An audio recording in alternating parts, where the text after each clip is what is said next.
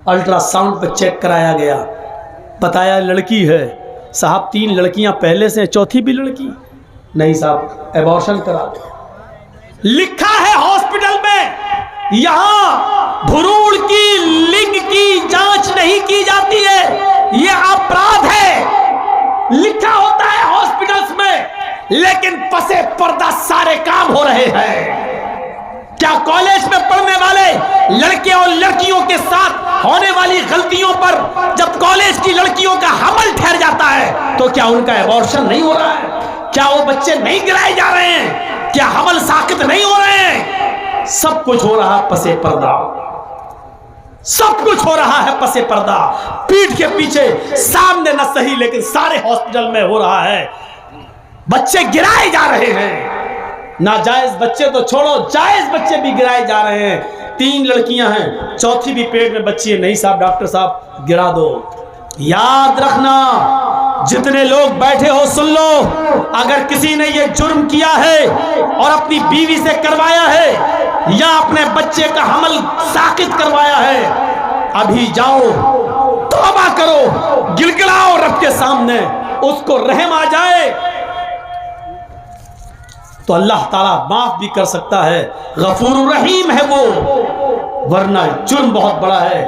جس نے اپنی بیوی کے پیٹ سے بچہ گروایا، چاہے وہ حمل 10 دن کا ہی کیوں نہ ہو، 15 دن کا کیوں نہ ہو، حمل ٹھہرنے کے بعد گربھ کے اندر بچہ ٹھہر جانے کے بعد اس کو گروانا اتنا بڑا جرم ہے، اتنا بڑا جرم ہے کہ بخاری شریف کی حدیث ہے، اللہ کے نبی فرماتے ہیں جس نے دنیا میں اپنے بچے کو اپنی بیوی کے پیٹ سے ایبارشن کروا دیا، گروا دیا، اسقاط کروایا، قیامت کے دن اللہ تعالیٰ اس بچے کو ہاتھ دے گا، پیر دے گا، زبان دے گا، آنکھیں دے گا، سر دے گا، یہ بچہ ایک بچے کی شکل اختیار کرے گا۔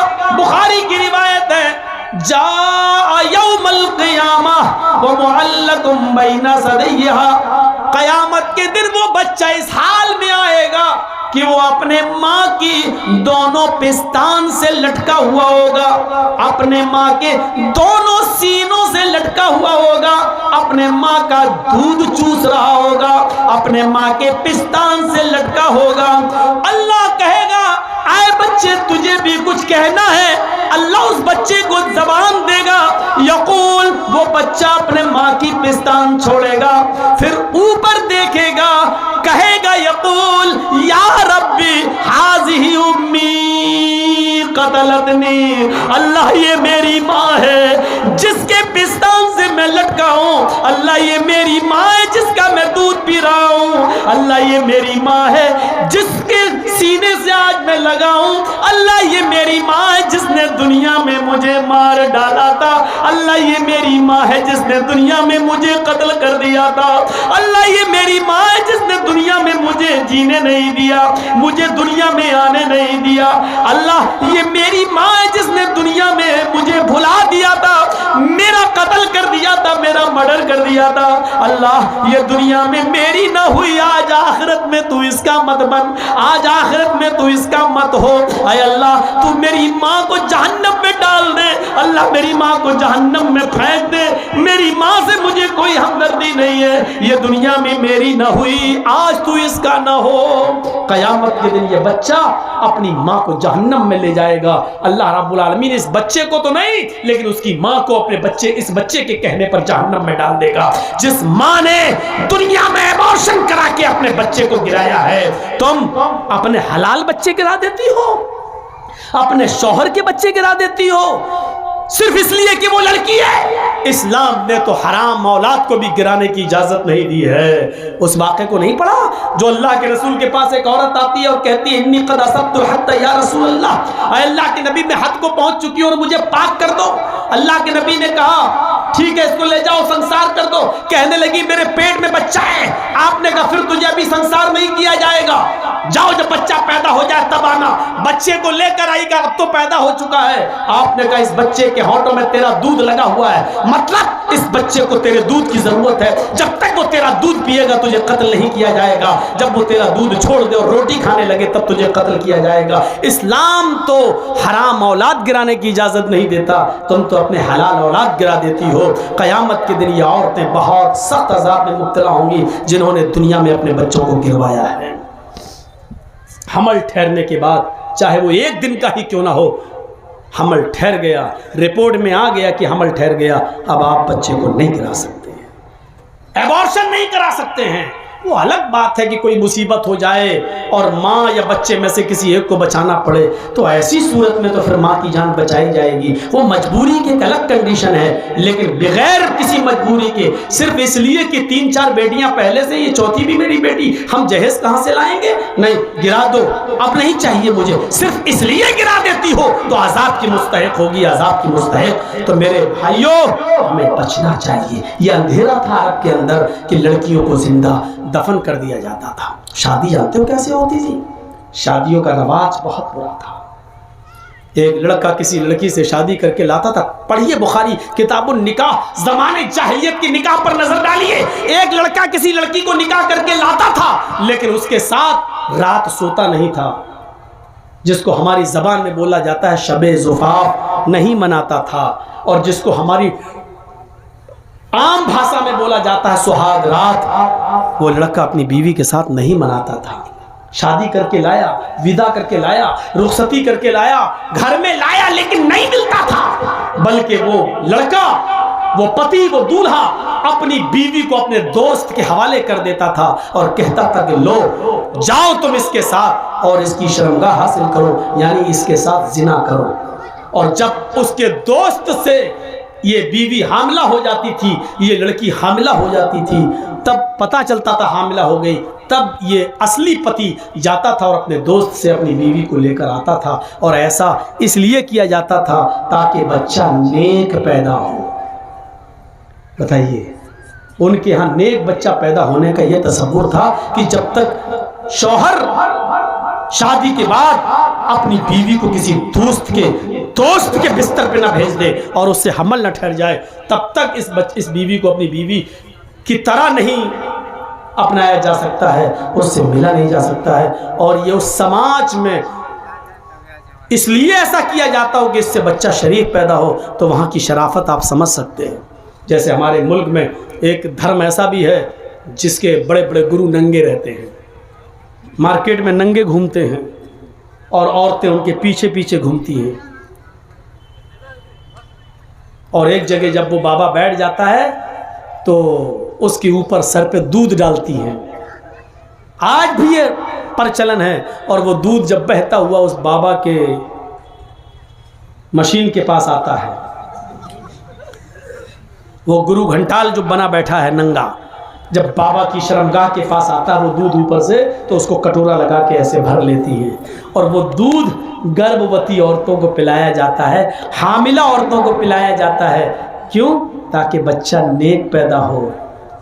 اندازہ لگاؤ، مشین کے پاس سے آیا ہوا دودھ اور کٹورے میں بھرا گیا ہو وہ دودھ جب گربھوتی عورت پیے گی تو بچہ کتنا شریف پیدا ہوگا، اس سے آپ اندازہ لگا سکتے ہیں۔ اس کی شرافت کا حال کیا ہے، یہیں سے آپ اندازہ لگا سکتے ہیں۔ تو وہ ایسا ہوتا تھا۔ نکاح کا دوسرا طریقہ عرب کے اندر یہ تھا، نکاح کا دوسرا طریقہ عرب کے اندر یہ تھا کہ ایک ہی عورت کے پاس 3 سے اوپر اور 10 تک لوگ، 10 سے زیادہ نہیں، 10 تک لوگ آتے تھے۔ 3 بھی ہو سکتے ہیں، 4 بھی، 5 بھی، 6 بھی، 7 بھی، 8 بھی، 9 بھی، 10 بھی، 10 سے زیادہ نہیں، اس عورت کے پاس پورے سال جاتے ہیں۔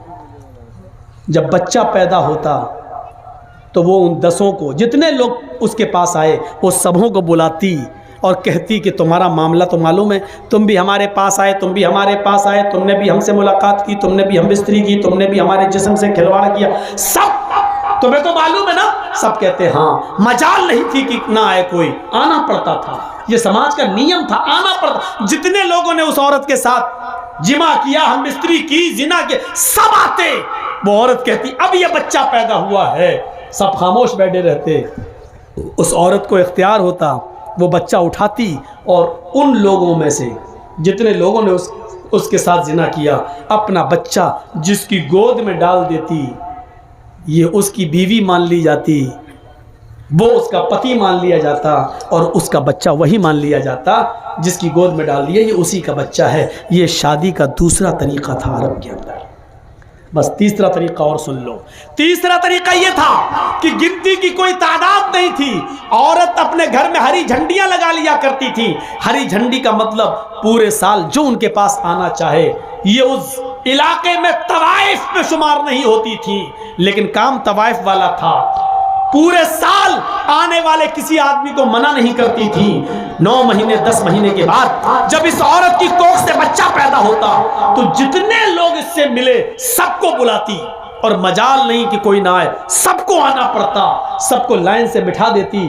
خانہ کعبہ جو پہلے ان کے ہاتھ میں تھا، وہاں قیافہ شناس کو بلایا جاتا، وہ آتا اور اس سے کہا جاتا کہ اس بچے کی شکل دیکھو، ان لوگوں میں سے کس سے سب سے زیادہ مل رہی ہے۔ وہ دیکھتا، چیک کرتا، اور اتنے لوگوں میں جس آدمی سے اس بچے کی شکل سب سے زیادہ مل رہی ہوتی، قریب ہوتی، یہ اس کی گود میں بچہ ڈال دیتا اور اس عورت کو اس کے ساتھ بھیج دیتا۔ یہ شادی کا تیسرا طریقہ تھا۔ محمدان دھکارم ناشم، محمد آئیں گے تو اندھیرا ناش کر دیں گے۔ اب دیکھیے اسلام جب آتا ہے تو زمانے جاہلیت کے سارے نکاح ختم کر دیے جاتے ہیں، اور اسلام نے عورت کو اتنی عزت دے دی کہ اب نکاح کے لیے جب بیٹھ گیا دولہا، پہلی بات تو بارات کا تصور ہے نہیں، اب آ گئی تو بیٹھ گیا تو پہلے لڑکے کا نکاح نہیں ہوگا، پہلے لڑکی کا ہوگا۔ ایک وکیل، 2 گواہ لڑکی کے پاس جائیں گے، اس سے پہلے اجازت لیں گے، تمہارا نکاح فلاں کے ساتھ کیا جا رہا ہے، کیا تمہیں قبول ہے؟ وہ دستخط کرے گی رجسٹر پر، اور اس کا دستخط ہی یہ مان لیا جائے گا کہ اس کی اجازت ہے۔ پھر اس کے بعد لڑکے کا نکاح۔ یہ اسلام نے عورت کو عزت دی ہے، زبردستی کوئی کسی لڑکی کے ساتھ نکاح نہیں کر سکتا ہے۔ کچھ جاہل لوگ ایسے ہوتے ہیں، لڑکی کا نکاح کرنے گئے تو وہاں کہتے ہیں ہاں بیٹا فلاں کے ساتھ تمہارا نکاح ہو رہا ہے، تم نے قبول کیا؟ وہ بیٹھی ہے بیچاری شرم کی وجہ سے، اور یہ زبردستی، ارے بولو بیٹا کیا؟ وہ شرما رہی ہے، اب بار بار کہلوا رہے ہیں بولو کیا؟